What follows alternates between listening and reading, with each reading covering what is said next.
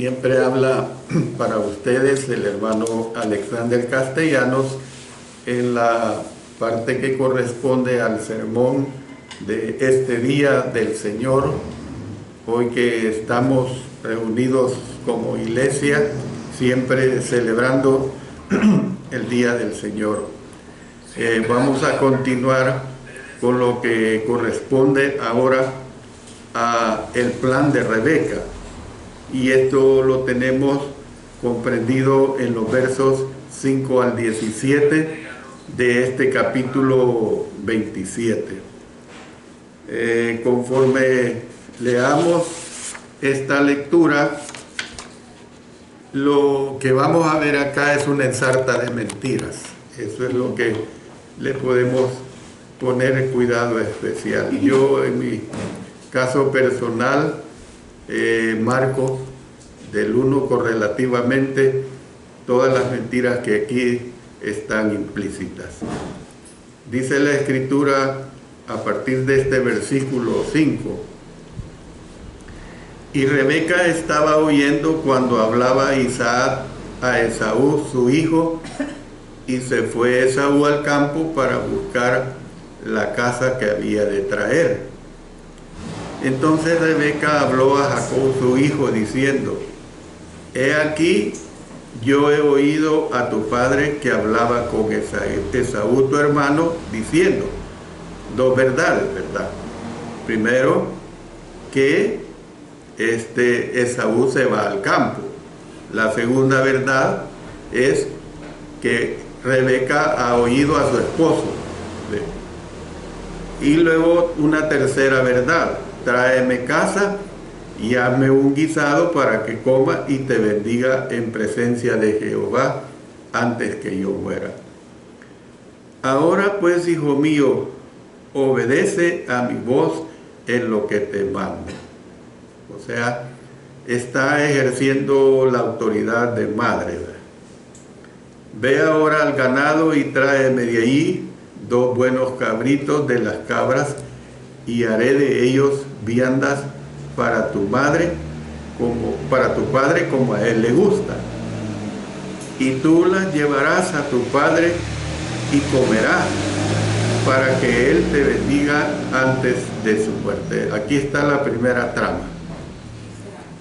Y Jacob dijo a Rebeca, su madre: he aquí, Esaú mi hermano es hombre velloso y yo lampiño. Es una verdad. Quizás me palpará a mi padre y me tendrá por burlador y traerá sobre mí maldición y no bendición, ¿verdad? Y su madre respondió: hijo mío, sobre mí tu maldición, solamente obedece a mi voz y ve y tráemelos. Ella se hace responsable. Entonces él fue y los tomó y los trajo a su madre, y su madre hizo guisados como a su padre le gustaba. O sea, va en proceso la trama. Y tomó Rebeca los vestidos de Esaú, su hijo mayor, los preciosos que ella tenía en casa, y vistió a Jacob, su hijo menor. Una farsa, ¿verdad? Y cubrió sus manos y la parte de su cuello donde no tenía vello con los pieles de los cabritos. Segunda farsa. Y entregó los guisados y el pan que había preparado en manos de Jacob, su hijo. Bueno, comencemos con el versículo 5, donde dice: y Rebeca estaba oyendo cuando hablaba Isaac a Esaú su hijo, y se fue Esaú al campo para buscar la caza que había de traer. Mientras Isaac le hablaba a su hijo favorito, Esaú, Rebeca escuchó sus palabras, y antes de actuar, ella esperó hasta que fíjense bien, esperó hasta que se fue Esaú al campo para buscar la caza que complacería a su padre. Obviamente, Rebeca e Isaac no estaban comunicándose muy bien y cada uno tenía una agenda por separado. Había pues lo que vimos en la primera clase, una casa dividida. Esto era bien claro. Luego en los versículos 6 y 7, donde nos habla que Rebeca habló a Jacob su hijo diciendo lo que su padre le había dicho a Esaú, que le trajera casa y le preparara guisado.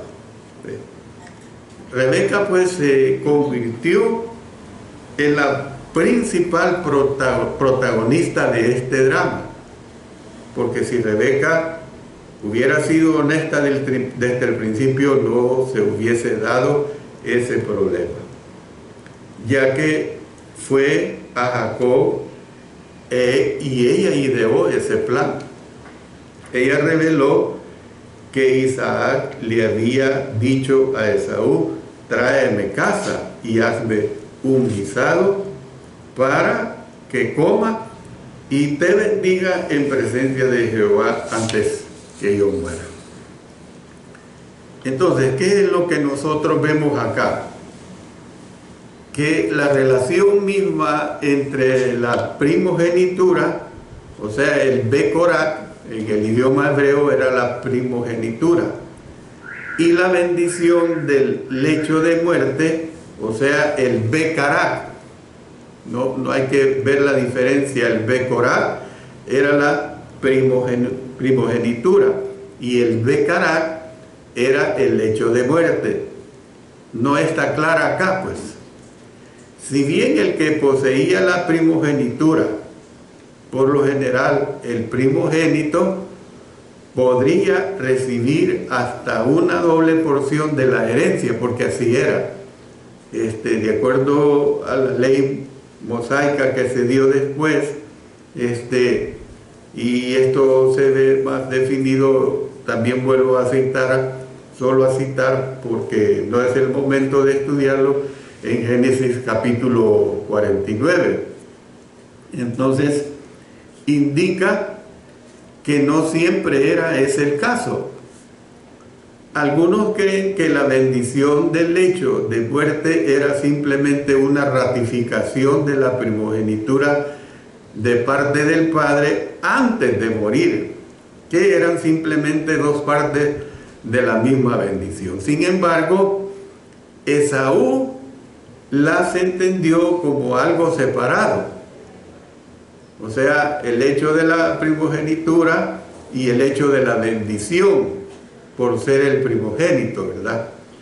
Y cuando Isaac le dijo cómo lo había engañado, su hermano menor aseveró que él había sufrido una doble pérdida, diciendo: bien llamaron su nombre Jacob, pues ya me ha suplantado 2 veces. Se apoderó de mi primogenitura y he aquí ahora ha tomado mi bendición. Y dijo: no has guardado bendición para mí. Ahora hay una cosa, de estas dos situaciones.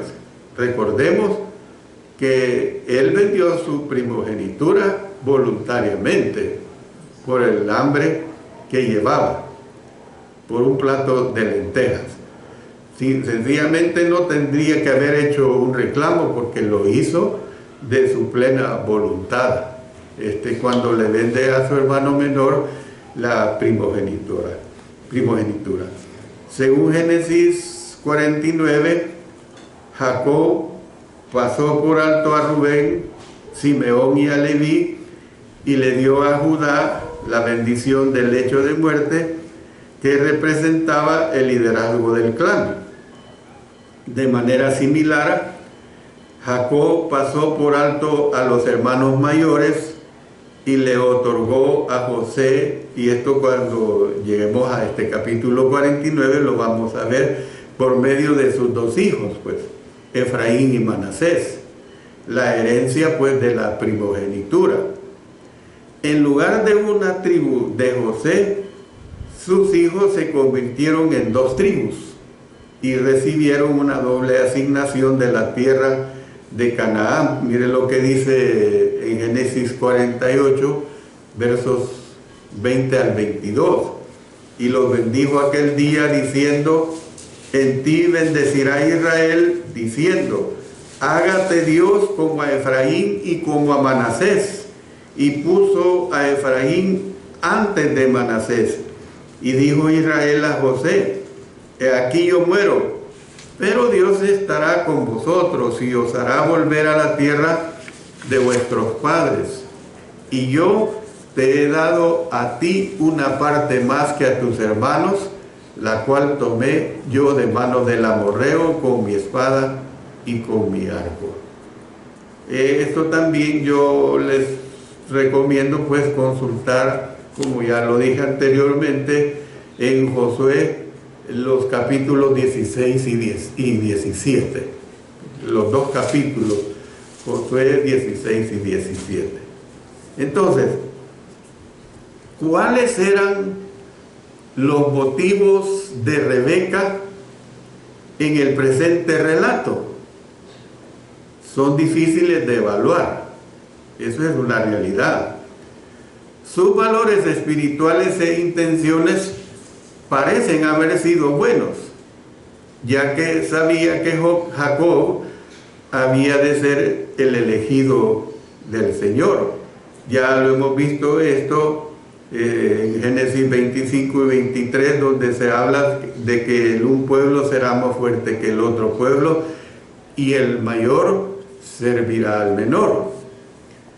Al citar a su marido en Génesis 27, 7, donde dice: tráeme caza y hazme un guisado para que coma y te bendiga en presencia de Jehová antes que yo muera, añadió que la bendición había de tener lugar en presencia de Jehová. Fíjense bien, en presencia de Jehová. Tal vez se daba cuenta de que era un momento decisivo en el que el futuro de la familia estaba en juego y quería impedir pues que su marido le diera la bendición del lecho de muerte al hijo equivocado. Si este fue el motivo de actuar de Rebeca, entonces estaba asegurándose de que se hiciera lo correcto.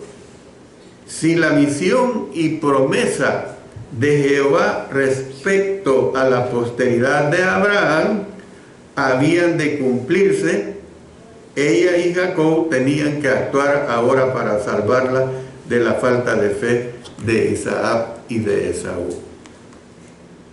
Sin embargo, hay que ver esto, que la forma como trató de lograr su meta era abominable, porque usó la mentira, usó el engaño. Incluía pues engañar a Isaac de tal manera que causó gran angustia y amargura a la familia, que duraría por muchos años. Este engaño causó gran amargura que duraría por muchos años. Hubo consecuencias nada agradables. Por eso miren lo que dice el versículo 8. Ahora pues, hijo mío, obedece a mi voz en lo que te mando. El deseo de Rebeca por inculcarle a Jacob la gravedad de la situación y la necesidad de una acción inmediata es evidente en el encargo que le dio. Primero, dijo: obedece a mi voz en lo que te mando. Bueno, era su madre. Y luego en estas sociedades, ¿cómo se respetaba el mando de la madre y no digamos el mando del padre? Entonces, no es habitual pues que en el Antiguo Testamento el verbo mandar, o sea, en el hebreo es el verbo sawak, con doble B y con H al final, sawak, se ha utilizado como lo que es aquí con un sujeto femenino. Miren lo que vemos en el caso de Esther 4:5. En Esther 4:5 dice: entonces Esther llamó a Hatat, uno de los eunucos del rey, que él había puesto al servicio de ellas. Y miren lo que dice: y lo mandó a Mardoqueo con orden de saber qué sucedía y por qué estaba así.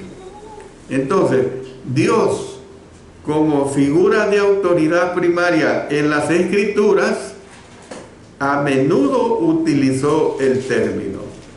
Los de menor autoridad, como reyes y profetas, dieron órdenes, y los padres dieron órdenes a sus hijos.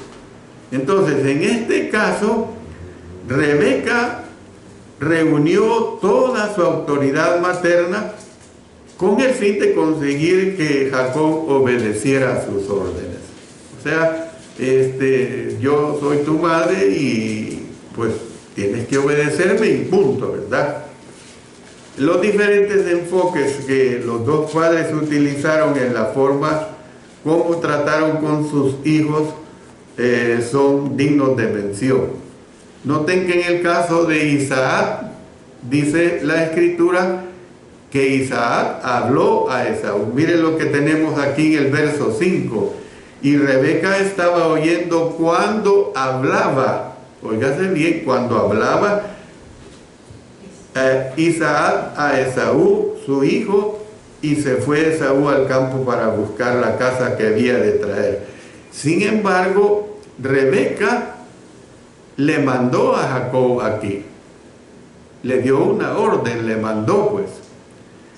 La terminología diferente podría sugerir que la madre dominaba a su hijo menor, mientras que el padre tenía una relación más apacible con su hijo mayor. Yo lo que puedo ver que la actitud de Isaac en relación a Esaú fue correcta, pues hasta este momento, como lo podemos ver. Versículos 9 y 10. Ve ahora al ganado. ¿Qué le hace ver a usted esto? Si le dice ve ahora al ganado, eran personas adineradas, pues. Yo cómo puedo decir a una de mis hijas, vaya a ver el ganado. ¿Cuál ganado? Nunca he tenido ganado. Y el ganadero, ya lo he dicho en otras clases, generalmente cuando uno dice ese hombre es ganadero, es una persona adinerada. Entonces, ve ahora al ganado y tráeme de allí 2 buenos cabritos de las cabras, y haré de ellos viandas para tu padre como a él le gusta, y tú las llevarás a tu padre y comerá para que él te bendiga antes de su muerte. El encargo de Rebeca a Jacob era que fuera al ganado y le trajera de allí 2 buenos cabritos de las cabras para ella preparar viandas para Isaac como a él le gusta. No se pone en tela de juicio, quizás puedas encontrar 2 cabritos buenos. No se pone en tela de juicio eso, sino que simplemente Rebeca sabía que allí estaban 2 o muchos más cabritos de los exclusivos para su esposo. El texto ya ha revelado que Jacob era un buen cocinero. Ya lo vimos en Génesis 25. Sin embargo, en la mente de su madre no había lugar para el error en esta ocasión. Rebeca estaba segura de que solo ella sabía cómo preparar la comida y agregar las especies adecuadas para engañar a Isaac, haciéndole creer que estaba comiendo de la caza silvestre del campo en lugar de un cabrito de rebaño. Cuando hubo terminado pues de preparar la comida, le dijo a Jacob que él podía llevársela a su padre para que pudiera comer y bendecirle a él antes de su muerte. Miren lo que dicen los versículos 11 y 12. Y Jacob dijo a Rebeca, su madre: He aquí Esaú, mi hermano, es hombre velloso y yo lampiño. Quizá me palpará mi padre y me tendrá por burlador y traerá sobre mí maldición y no bendición. Usted no puede ver que Jacob se resistió y decirle, no, madre, yo no puedo hacer eso porque las pieles nuestras de nuestros brazos son diferentes. No, Jacob sabía que su madre le estaba pidiendo que engañara a su padre y él lo aceptó, haciéndose pasar por Esaú, a lo que respondió: he aquí Esaú mi hermano es hombre velloso y yo lampiño. O sea, lo que nosotros llamamos chino, ¿verdad?, en nuestro lenguaje bucólico. Dice Génesis 25:25, y salió el primero rubio y era todo velludo como una pelliza, y llamaron su nombre Esaú. Sabía que si Isaac trataba de palparle, descubriría inmediatamente el ardid y vería a su hijo menor como un burlador, lo que en el idioma hebreo se conocía como el ta'á. El ta'á era un burlador, una forma de participio que consigna a una persona tramposa. El tramposo es un ta'á. Más adelante, la ley de Moisés condenaba a una persona que se aprovechaba de las personas con discapacidades, especialmente los ciegos. Miren lo que dice Levítico 19:14. No maldecirás al sordo y delante del ciego no pondrás tropiezo, o sea, ponerle una piedra a lo que se quisiera ponerle, ¿verdad?, sino que tendrás temor de tu Dios, yo Jehová. Luego de Deuteronomio 27:18, maldito el que hiciere errar al ciego en el camino, o sea, le pusiera el obstáculo, pues, para que tropezara. Y dirá todo el pueblo, amén. Aunque este concepto se entendía en los días de Jacob, sus dudas acerca del mandamiento de su madre no se basaban en principios morales. Fíjense bien que no le refutó a su madre esta situación, por el contrario, simplemente temía que su padre descubriera el engaño.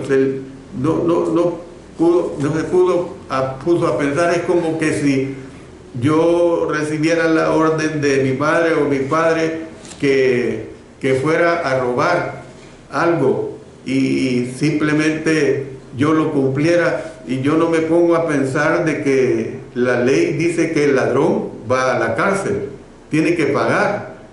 Entonces simplemente a Jacob lo que le preocupó era que temía que su padre descubriera el engaño. Entonces, en lugar de una bendición, él recibiría una maldición que sería irrevocable. Es decir, también quiero aclarar esto, que a esta altura Jacob no tenía temor de Dios. Jacob no era uno que por ser descendiente de Abraham le temía a Dios. Eso lo vamos a ver posteriormente. Antes de la conquista de Canaán, cuando los moabitas contrataron a Balaam para maldecir a Israel, Dios transformó sus palabras en bendiciones. Miren lo que dice Números, vamos al capítulo 22, versos 4 al 6, después nos pasamos al 12. Y dijo Moab a los ancianos de Madián: ahora lamerá esta gente todos nuestros contornos, como lame el buey la grama del campo. Y Balac, hijo de Zippor, era entonces rey de Moab. Por tanto, envió mensajeros a Balaán, hijo de Beor, en Petor, que está junto al río, en la tierra de los hijos de su pueblo, para que lo llamasen, diciendo: un pueblo ha salido de Egipto y he aquí cubre la faz de la tierra y habita delante de mí. Ven pues ahora, te ruego, maldíceme este pueblo porque es más fuerte que yo. Quizá yo pueda herirlo y echarlo de la tierra, pues yo sé que el que tú bendigas será bendito y el que tú maldigas será maldito. Verso 12. Entonces dijo Dios a Balaam: no vayas con ellos ni maldigas al pueblo, porque bendito es. Luego miren lo que tenemos en Números 23, versos 7 y 8. Y él tomó su parábola y dijo: de Aram me trajo Balac, rey de Moab, de los montes del oriente. Ven, maldíceme a Jacob, y ven, execra a Israel. ¿Por qué maldeciré yo al que Dios no maldijo? ¿Y por qué he de execrar al que Jehová no ha execrado? O sea, el que Jehová no ha maldecido, ¿verdad? Deuteronomio 23:5. Mas no quiso Jehová tu Dios oír a Balaam, y Jehová tu Dios te convirtió la maldición en bendición, porque Jehová tu Dios te amaba. Noten que estamos viendo ejemplos de convertir maldiciones en bendiciones. Nehemías 13:2. Por cuanto no salieron a recibir a los hijos de Israel con pan y agua, sino que dieron dinero a Balaam para que los maldijera, mas nuestro Dios volvió la maldición en bendición. Ese fue un caso excepcional, ya que el Señor pues le había prohibido al profeta maldecir a su pueblo. Además, el evento ocurrió mucho después de los días de Jacob. Hay que tomar en cuenta esto, el evento ocurrió muchos días después de los días de Jacob. Nada sugiere que Jacob habría tenido razón para esperar un buen resultado si su padre se daba cuenta de su engaño. Nada sugiere eso. Como regla general, pues, una vez que una persona pronunciaba una bendición o una maldición, no podía retractarse, imagínense. Esa es la situación que se da en la bendición que le dio a Jacob en relación cuando, y lo vamos a ver después, cuando Esaú exige la bendición de su padre Isaac. No podía darse vuelta atrás, llamar a Jacob y decirle: mira, Jacob, me engañaste, y yo te quito la bendición. No se podía dar eso. Por eso miren lo que dice el versículo 13. Y su madre respondió: hijo mío, sea sobre mí tu maldición, solamente obedece a mi voz y ve y tráemelos. Entonces, para disipar el temor de Jacob de que Isaac podría descubrir el engaño y pronunciar una maldición contra él en lugar de una bendición, Rebeca le tranquilizó diciendo, astuta pues: hijo mío, sea sobre mí tu maldición. Entonces, claro, el hijo, mi madre me está diciendo esto, ella se hace responsable de este mal proceder. En otras palabras, le prometió a Jacob todos los beneficios de la bendición de su padre. Sin embargo, no sufriría ninguna de las penas de una maldición si su conspiración fracasaba. Rebeca pues estaba totalmente dispuesta a sufrir graves consecuencias en su vida y matrimonio por el bien de su plan. Y por lo tanto le instó a Jacob, a qué, hermanos y hermanas, bueno, le instó a obedecer su voz y traerle los 2 cabritos para ella poder prepararlos para la comida de Isaac. Ve ahora al ganado y como quien dice, cumple mi orden. Por eso en los versos 14 al 17 dice, entonces él fue y los tomó y los trajo a su madre. ¿Ve? Los siguientes versículos pues describen los pasos que Rebeca tomó con el fin de llevar a cabo su engañoso plan.